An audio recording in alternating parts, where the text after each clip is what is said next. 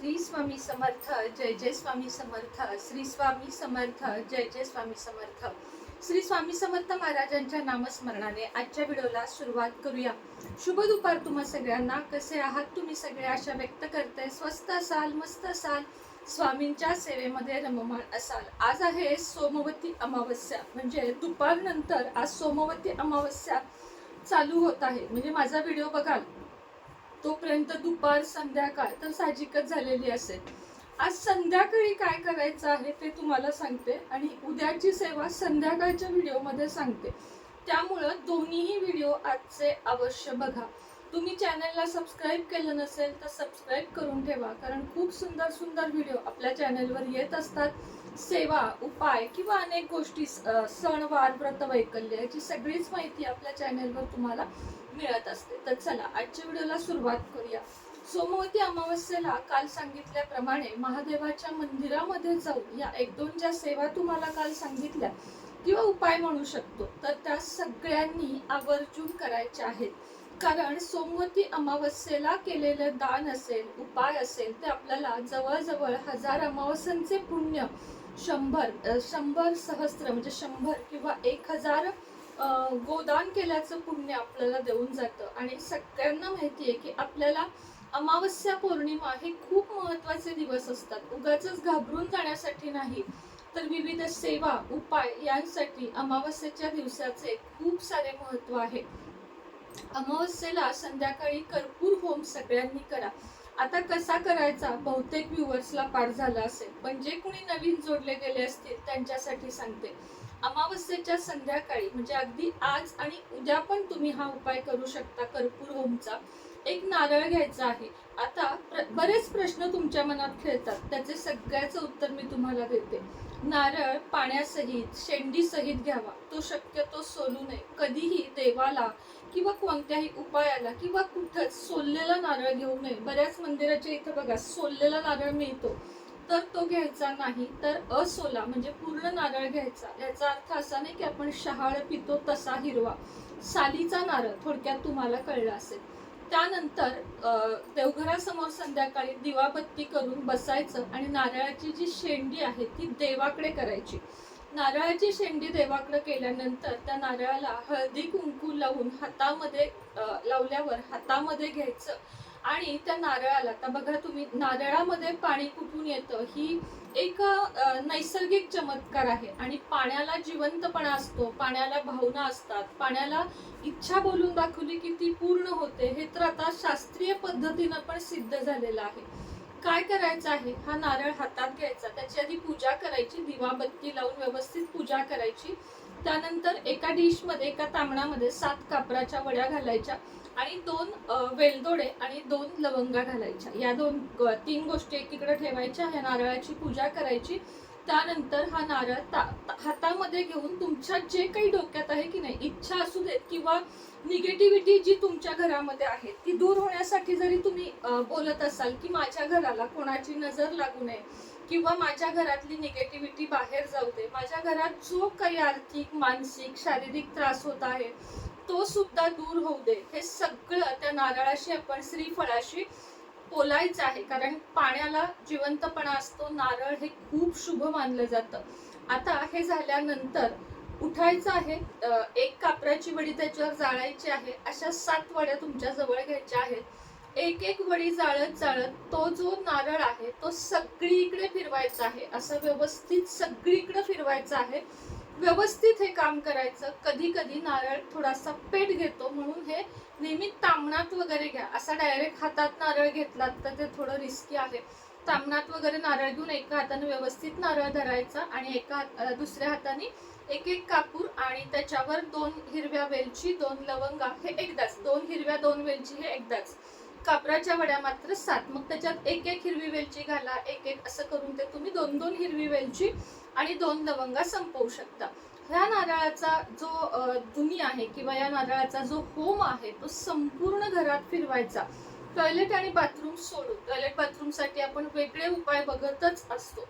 त्यामुळे संपूर्ण घरात फिरवून झाला की मुख्य दरवाजा उघडायचा आणि मुख्य दरवाजाच्या बाहेर फिरवायचा.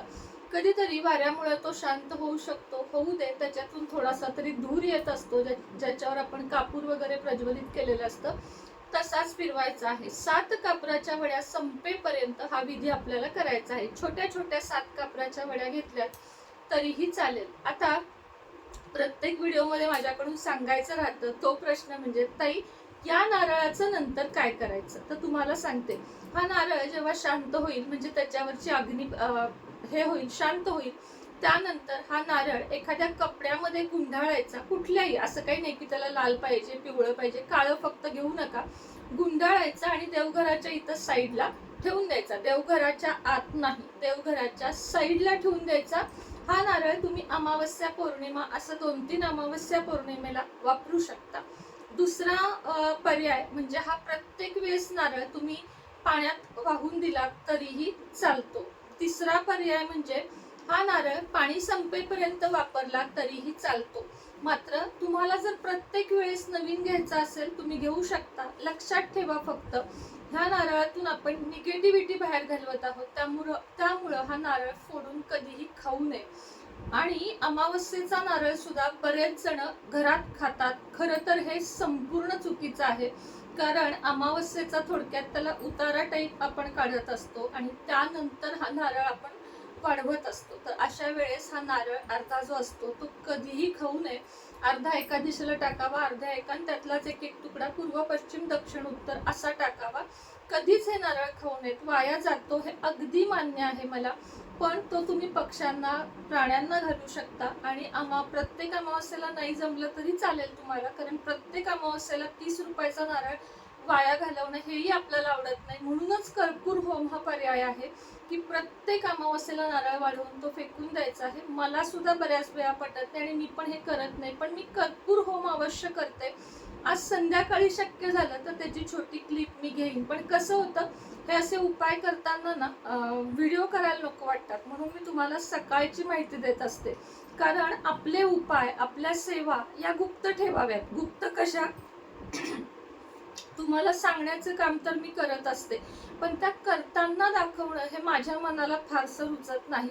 आणि नैवेद्य दाखवताना एक मी तुम्हाला शक्यतो कधी दाखवत नाही, कारण नाही दाखवावं. नैवेद्याचे व्हिडिओ शक्यतो माझे नसतात, बघाल तुम्ही. तर हे शक्यतो दाखवू नये. आपण महाराजांना काय देतो, आपण महालक्ष्मीला काय देतो, हे आपल्या मनात ठेवावं आणि ह्याचा दिखावा करू नये. दिखावा इन द सेन्स की ते दाखवू नये, अशा मताची मी आहे. तर आज संध्याकाळी नारळासोबत या 2-3 वस्तू नक्की जाळा.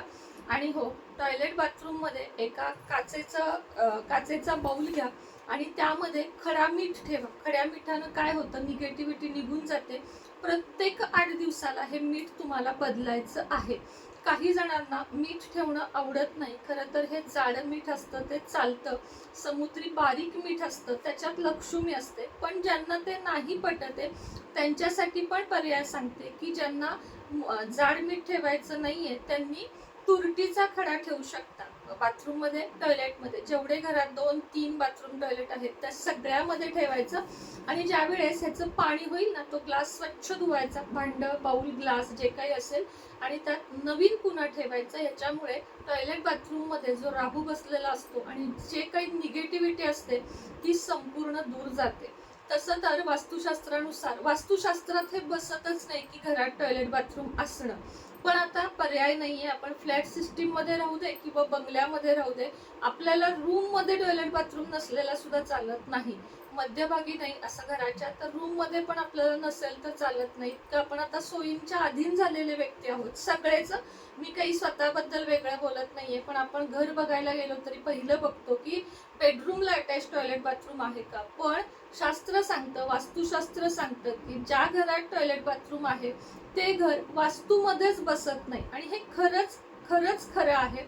पण जाऊ दे, आता त्या विषयावर आत्ता नाही बोलायचं. तर तुम्ही हे सांगितलेले उपाय करा. टॉयलेट बाथरूम स्वच्छ ठेवण्याचा प्रयत्न करा. जितकं स्वच्छ, जितकं त्यामध्ये आपण फिनेल असेल किंवा सुगंधी काही असेल ते ठेवू, तेवढं ते निगेटिव्हिटी पासून दूर राहील. बाथरूम दिवसभर कोरडं ठेवण्याचा प्रयत्न करायचा, व्हॅक्यूम क्लीनरनं क्लीन करून, नेहमी फिनेल घालून एक ब्रश फिरवून मग आंघोळ करायची.